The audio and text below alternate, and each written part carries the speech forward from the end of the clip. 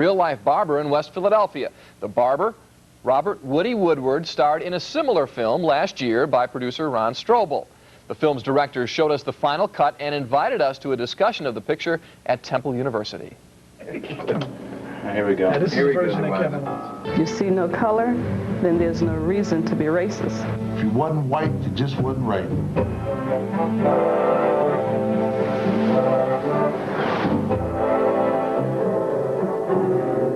Explosion will take the cue, and that's what explosions have to come in. Do you like that strength in it? You want that version? Okay. Perfect. See, that has more energy. That's why number 3 was better. Okay. Well, the reason for doing barbershop talk in black and white, about a year or so ago, I was challenged by W. Cody Anderson, station owner of WHAT Radio, to use my talent as a film director to create a project to help deal with race relations. Racism is perennial, it's pernicious, it's the wound that has not healed. And I spoke with Woody, famous local barber, who has been around for years and has always used his barbershop as a vehicle to bring people together. Not only did he agree to be in this film, to sit on the panel, but also to produce it. To me, our ignorance is what keeps us separated. We have to dialogue, and I think this whole concept of barbershop talk is a very good thing, because people come into barbershops and that's what they do. They dialogue constantly. Where does racism come from? Who's the creator of racism? I feel that I'm challenged with a responsibility to use the filmmaking gift not just to entertain people, to make people laugh, but to challenge people, to educate people, to hopefully to inspire people. Who created the segregation? I don't think it was any one individual person. I think that over the years, from handed down to us through our families and our friends. Certain group from their cultural background might have a better experience on certain things than another, nationality. We can be an example for the entire globe. Some of every race lives in America. And America, directly right now with the technology, really, as far as I'm concerned, can steer the world in just about any direction. This conversation will range back and forth from the perspectives of those gathered here. Barbershop talk in black and white will hopefully be a lightning rod for people to understand that we need to dialogue about race. Perhaps more questions will be raised than answers produced. Nevertheless, we'll let the conversation begin. Barbershop Talk in Black and White premieres next Friday evening, December 11th at 7:30. The premiere is set for the Federal Reserve Bank building, 6th and Arch Streets in Center City. A film they hope is on the cutting edge, can we say. That is exactly right. Some unique perspectives. Up next on Action News.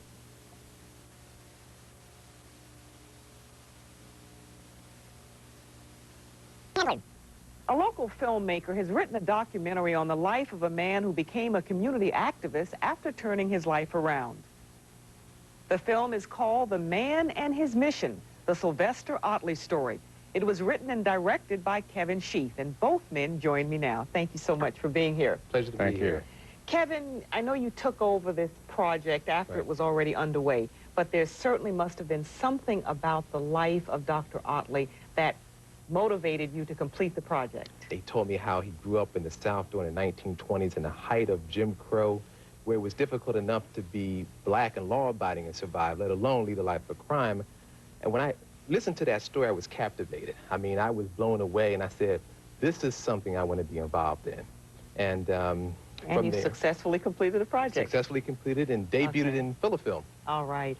Now, Dr. Otley, I watched a clip of the film, and you say that your grandfather's death shaped your life. And we're going to take a look at that scene, but just briefly tell us how that impacted you. My grandfather was the lover of my life. I loved my grandfather. My grandfather taught me. My grandfather protected me. And I just had all of my whole life was into my grandfather. And that morning, 4 o'clock that morning, when he had the heart attack and I saw him lying in the floor, kicking and grasping for his breath, I felt that I was gone. I just felt that my life was gone as I watched his life go out. And I thought God was very, very unjust to do that, because my grandfather, every other word out of my grandfather's mouth was serve the Lord, serve God. Don't ever do anything other than that. You say, however, that as a result of that experience, you turned away from God and ultimately toward a life of crime. Yep. That happened around age 10. By age 11, I was totally into crime. And that progressed very rapidly. I started going to jail at age 11. By age 29, I had gone through 26 different jails, and I could count up to 86 different arrests. I was just a total criminal, and I finally reached the point of getting on Governor Bryce Daniels' most wanted, one of the most wanted 10 on his list. And this was in Texas? In Texas, Houston, Texas, basically. And that was because of smuggling narcotics into the United States. What finally turned you around? They hit me with a life sentence there, and they were going to give me life based on my character.